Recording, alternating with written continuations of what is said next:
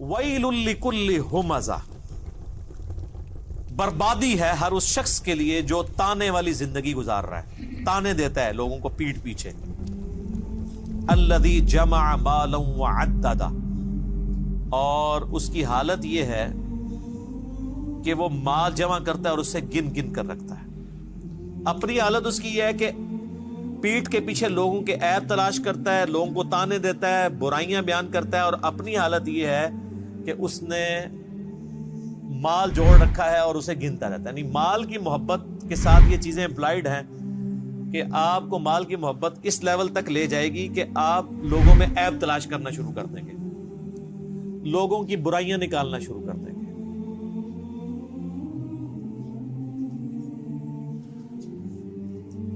یحسب ان مالہ اخلدہ، وہ خیال کرتا ہے کہ اس کا مال کبھی بھی فانی نہیں ہوگا، ہمیشہ کے لیے اس کا مال اس کے ساتھ رہے گا.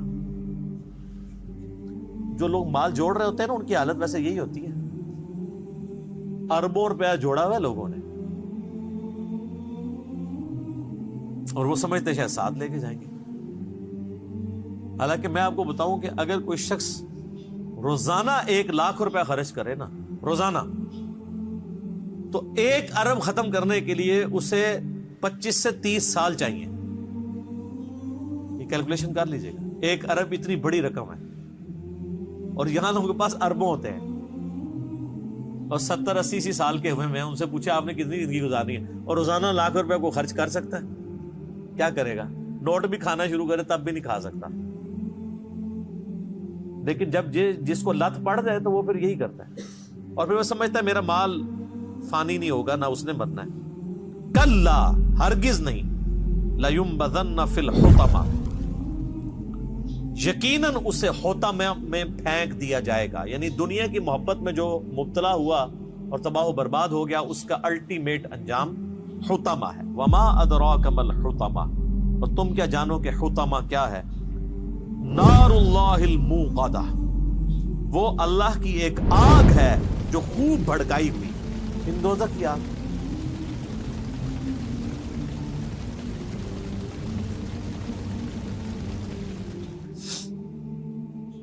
التی تطلع علی الافئدہ، جو دلوں تک پہنچ جائے گی.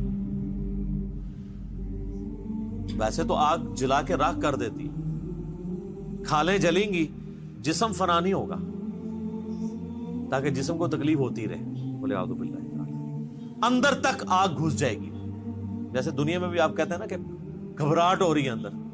جن لوگوں کو معدے کا ایشو ہوتا ہے وہ کہتے ہیں اندر آگ لگی ہوئی ہے، حالانکہ وہ باہر کوئی آگ نہیں ہوتی. تو یہ دلوں کے اندر گھس جانے والی، انسان کے اندر گھس جانے والی آگ ہوگی. انہا علیہم مؤصدہ، اور وہ آگ ان پر بند کر دی جائے گی. فی عمد ممددہ، لمبے لمبے ستونوں میں. کوئی اللہ تعالیٰ نے کو بڑے کیپسولز ایسے بنا کے رکھے ہوئے ہیں، ایسی بھٹیاں بنا کے رکھی ہیں کہ اس کے اندر بندوں کو پھینک دیا جائے گا، اور اس کے بعد لاک لگا دیا جائے گا. وہ اسی بھٹی کے اندر رہیں گے، لمبے لمبے ستونوں کی فارم. یہاں پہ بھی آپ دیکھیں نا، جو بڑی جیلیں ہوتی ہیں نا، وہ کہتے ہیں جی وہ جیلیں ایسی ہیں جی جس میں آپ لیٹ بھی نہیں سکتے. 4 فٹ بائی 4 فٹ کی جیل، اور آپ اسی کو ذرا کم کریں، اگر آپ 1.5 فٹ بائی 1.5 فٹ یا 2 فٹ بائی 2 فٹ کی جیل ہو جس میں آپ لیٹ بھی نہ سکیں اور کھڑی ہوئی حالت میں، اور اس میں انسان کو باہر سے آگ چھوڑ دی جائے، اندر آگ نہ جلائی جائے، تو کیا انسان کی حالت ہو. رومن امپائر کی اگر آپ سزائیں دیکھیں نا یوٹیوب پہ، اگلے زمانوں میں وہ اپنے دشمنوں کو کیسے سزائیں دیتے تھے، تو انسان کے رونگٹے کھڑے ہو جاتے ہیں. بڑے بڑے انہوں نے بیل بنائے ہوئے تھے لوہے کے، لوہے کی چادروں سے بیل نما، یعنی انہوں نے مجسمے کھڑے کیے ہوئے تھے، اور اس کے اندر باقاعدہ بندے کو وہ ڈالتے تھے، اور پھر وہ اس کو بند کر دیتے تھے، اور نیچے آگ روشن کر دیتے تھے. تو اس بندے کی جب چیخیں نکلتی تھی، وہ جیسے کہ وہ ایک گائے کی چیخ نکلتی ہے نا تکلیف کے وقت، تو ویسی وہ گائے کے منہ سے چیخیں نکلتی تھی، اور اس کو وہ انجوائے کرتے تھے. یہ تکلیف دی جاتی تھی.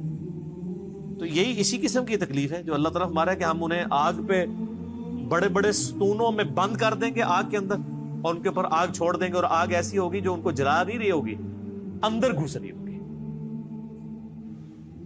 انسان کے اندر تک پہنچے. یہ کوئی امیجن ہی نہیں کر سکتا. یہ یقین کریں قرآن لوگوں نے نہیں پڑھا تو اس لیے وہ سمجھتے ہیں کہ کوئی اللہ تعالیٰ کوئی نعوذ باللہ کوئی بڑی نانی اماں یا دادی اماں ہے, اس نے اینڈ پہ سب کو معاف کر ہی دینا ہے. اتنا آسان معاملہ نہیں ہے, یہ بڑا مشکل معاملہ ہے. اور آپ یہ دیکھیں کہ جب یہ آیات نازل ہو رہی ہیں عربیوں کی زبان میں تو ان کی کایا قلب تو پھر ہوتی تھی نا.